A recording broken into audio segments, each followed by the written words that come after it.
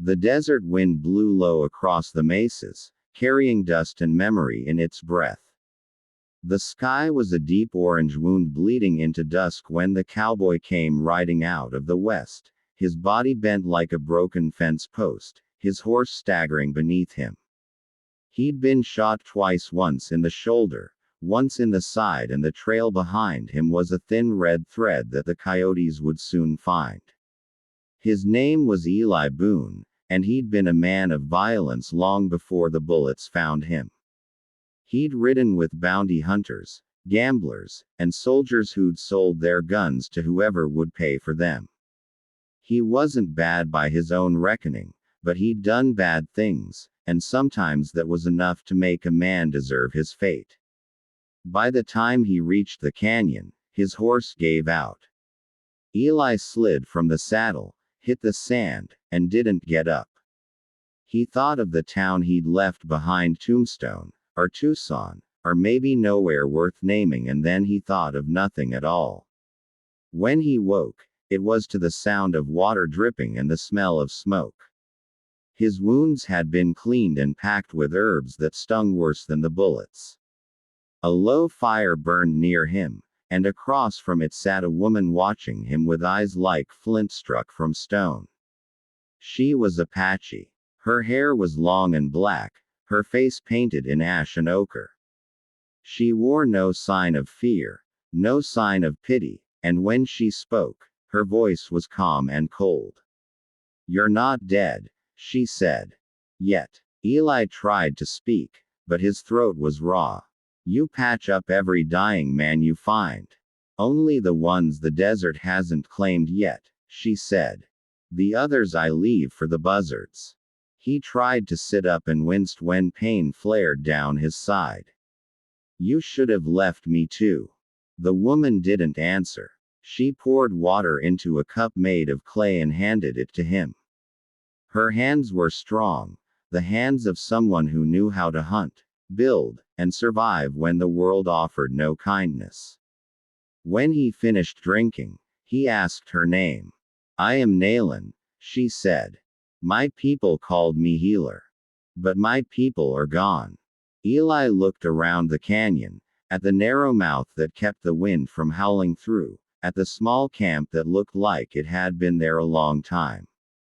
"You live here alone." "I live," she said simply. Days passed. Eli healed slow, and Nayland said little.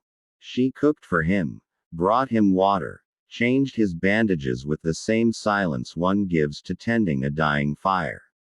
Sometimes, when the moon was full, she would leave and return hours later smelling of sage and smoke, carrying fresh meat or roots from the desert. He never asked what she did, and she never told him. When he was strong enough to walk again, he saddled what remained of his horse's gear and said he'd be moving on. Nayland didn't stop him. She just looked up from her fire and said, "The desert is wide. You won't live through it without a horse." "I'll find one," he said, though they both knew he wouldn't. The nearest settlement was 100 miles away, and he could barely stand. She studied him, her face unreadable. "You carry death with you," she said. "Not your own, but others. You think if you keep riding, you can leave it behind. You can't." He frowned.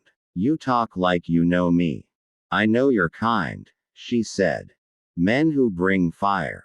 Men who take what is not theirs. Men who think the earth forgets." Eli's temper flared, but he held it down. He'd killed for less, once. Now he was too tired. "You're not wrong," he said. "But I'm not here to make war." "No," she said softly. "You're here to die." He looked at her, then really looked. There was a sadness in her eyes, deep and old, like the bones of the canyon itself. He realized she had seen too many die. Maybe that was why she kept him alive. Not out of mercy, but defiance. That night, a storm came rolling in from the south. The air smelled of rain, and lightning cracked across the plains. Nayland stood at the mouth of the canyon, watching the sky with her arms folded. Eli limped to her side. You waiting for someone? She didn't answer right away. Then she said, long ago, before the soldiers came, before they built their towns and burned our camps, I had a husband. He went to fight them. He never came back. I waited through one storm, then another, and another. I stopped counting after the 20th. I'm sorry, Eli said, though the words felt useless. She turned to him. Don't be. The desert takes who it wants. But you it didn't take. So I wonder why. Maybe it's not done punishing me yet. Maybe, she said. Then, after a moment, or maybe it wants you to do something before it lets you go. The storm broke open, and rain came hard, drumming against the rocks. They took shelter by the fire, the sound of thunder echoing through the canyon like the voice of old gods. When morning came, the world smelled new again. Eli woke to find Nayland saddling her horse, a tall, gray mare with eyes as wild as the sky. Where you going? He asked. She looked at him over her shoulder. You said you wanted to find a town. I will take you halfway. You don't have to. No, she said. But I will. They rode in silence for hours.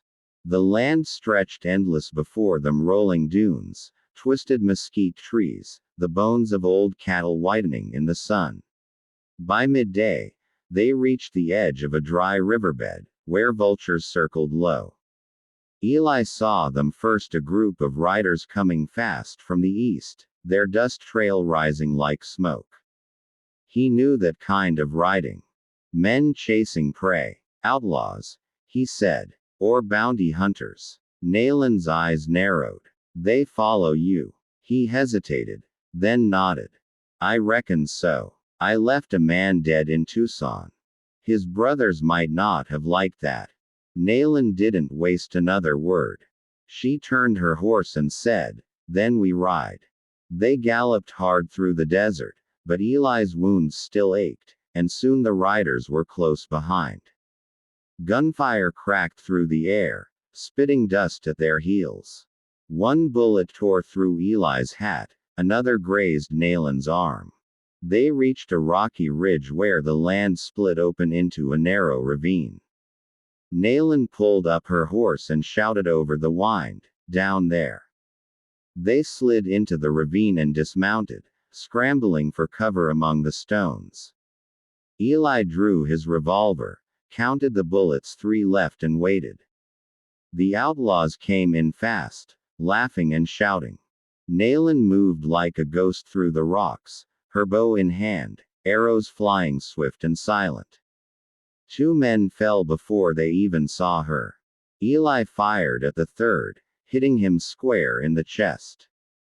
But the 4th found him, knocked him hard to the ground, and the gun skittered away. They wrestled in the dust, the outlaw's knife flashing, but before it could find Eli's throat, a sharp crack split the air. Nayland stood behind the man, her bow drawn, her face fierce as fire. When it was done, the ravine fell silent again. The outlaws lay still, their blood mixing with the dust. Nayland stood breathing hard, her arm bleeding from the graze. Eli looked at her and said, you didn't have to save me. She smiled faintly. You think I would let you die alone? He wanted to laugh, but it came out as a cough. You should have let the desert have me. The desert doesn't want you, she said. Not yet. They buried the bodies under stones and rode until nightfall. The stars came out sharp and cold. Around the campfire, Eli watched Nayland tend to her wound. He said, when this is over, when we reach the town, what'll you do? I'll go back, she said. To my canyon. It's the only place that remembers me. You could come east, he said. There's land, work, maybe something better. Nayland looked at him a long time, then shook her head. You can't build something better on land taken from others. I have my home. The earth knows my name. He nodded. I guess that's fair. Silence fell between them again, but it was different now, warmer, almost peaceful. When the fire burned low, she stood and walked to her horse. The moon cast silver over her skin. Get on my horse, handsome cowboy, she said quietly. You'll need it more than I will. He frowned. You're not coming. I told you. My place is here. He tried to protest, but her look stopped him. It wasn't anger. It was final, the look of someone who'd already made peace with her ghosts. He mounted the mare. She placed a hand on his knee and said, when you reach the town, tell them the desert still lives. Tell them it remembers. He nodded, throat tight. I will. She stepped back, the wind lifting her hair like black fire. He rode away, and when he turned to look back, she was gone, swallowed by the endless red of dawn. Eli Boone reached the town 3 days later, half dead but alive. Folks asked where he'd come from, and he told them a story no one believed of an Apache woman who saved him, who fought death itself to keep him breathing. Years later, when they found his grave near the edge of the desert, they said he died with a smile on his face and a horse's bridle in his hand. And on that bridle, carved faint and almost lost to time, were 2 words. Fernalen.